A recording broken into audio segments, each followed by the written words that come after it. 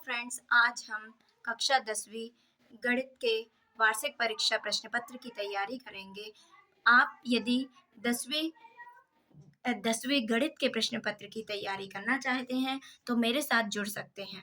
आज हम संख्याओं को अभाज्य संख्याओं के गुणनखंड के रूप में व्यक्त करेंगे। सबसे पहला प्रश्न है 140।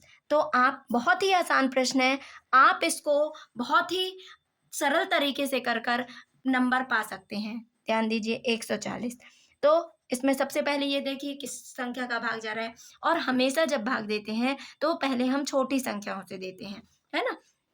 तो 2 सत्ते 14, 2 शून्यम शून्य। अब यहाँ किससे जाएगा? 2 तिया 6, 1 बचा, 2 पंचे 10, 5 सत्ते 35, 7 एकम 7। तो हमको ये मिल गया भाज्य गुणित। 140 को क्या लिख सकते? 2 गुणित 2 गुणित 5 गुणित 7। आप इसको ऐसा भी लिख सकते हो इस तरह से। 2 कितनी बार आया है? 2 बार। यहाँ 5 गुणित 7। ये हमारा आंसर आ गया। अब अगला प्रश्न ये है 156 के निकालना है।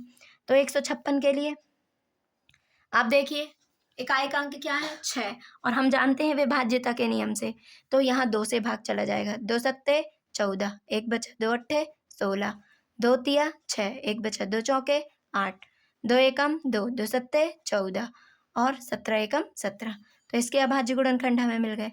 156 के क्या मिले? 2 गुणित 2 गुणित 2 गुणित 17। आप इसको भी ऐसे ही लिख सकते हैं। 2 कितनी बार आया है? 3 बार, तो 2 की घात 3 गुणित 17। अब हम आगे देखते हैं 3825 के। तो इसके लिए भी देखो किससे भाग जा रहा है? 2 से तो नहीं जाएगा, 3 से देके देखिए। 3 एकम 3, 3 दूनी 6, 2 बचा 30 आते 21, 1 बचा 3 पाँचे 15, चला जाएगा। तो पूरा भाग जाना चाहिए। तो 3 एकम 3, 3 दूनी 6, 2 बचे 30 आते 21, 1 बचा 3 पाँचे 15। अब देके देखिए 3 चौके 12, 3 दूनी 6, 3 पाँचे 15, फिर से चल जाएगा।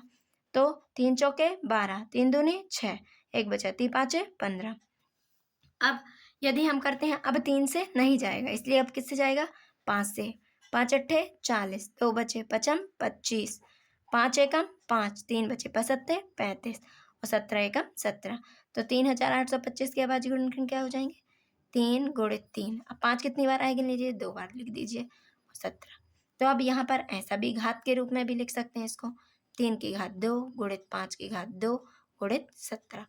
अब यहाँ पर हम अगली संख्या है 5005, इसको भी कर सकते हैं, है ना। तो देखिए सबसे पहले किसका जा रहा है? क्या 3 से जा रहा है? 3 एकम 3, 2 बचे 3 छेंग 18, 2 बचे 3 छेंग 18, पूरा नहीं जा रहा है, बच रहा है ना। तो अब अपन किससे देके देखते हैं? 5 से। 5 एकम 5, 5 शून्यम शून्य, 5 शून्यम शून्य, 5 एकम 5। अब 3 से तो नहीं जाएगा। अब ऐसा ढूंढिए जिसके इकाई का अंक, ऐसी संख्या जिसमें इकाई का अंक 1 आ जाए। तो हम देके देखते हैं, 3 से नहीं जाएगा, है ना। 7 में जाते हैं। 7 एकम 7, 3 बचा, 7 चौके 28, 29 30, 2 बचे 7 तिया 21।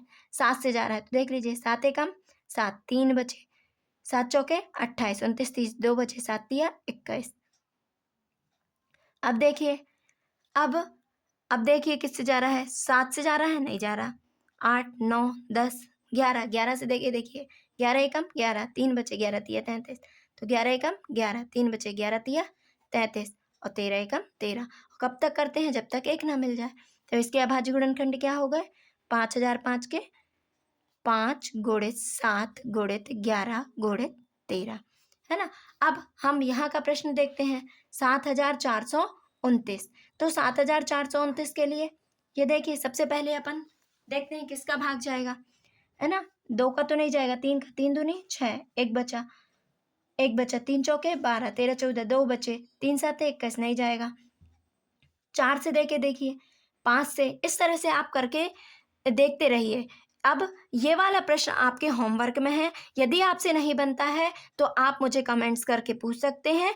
और मैंने जो प्रश्न करवाए हैं, इन प्रश्नों का कम से कम 4 बार अभ्यास कीजिए, जिसमें अच्छे से बनने लगे और आप इन प्रश्नों से नंबर पा सकें।